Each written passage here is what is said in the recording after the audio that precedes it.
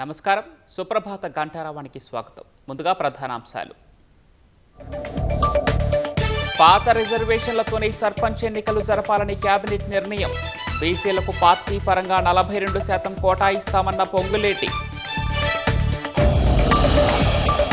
Gig వర్కర్ల బిల్లుకు ఆమోదం తెలిపిన మంత్రివర్గం. వచ్చే నెల 8, 9 తేదీల్లో గ్లోబల్ సమ్మిట్ నిర్వహణకు తీర్మానం. జిన్నింగ్ మిల్లుల సమ్మెతో పత్తి రైతులకు మరిన్ని ఇబ్బందులు. సమస్య పరిష్కారం కోసం రంగంలోకి దిగిన కిషన్ రెడ్డి, తుమ్మల.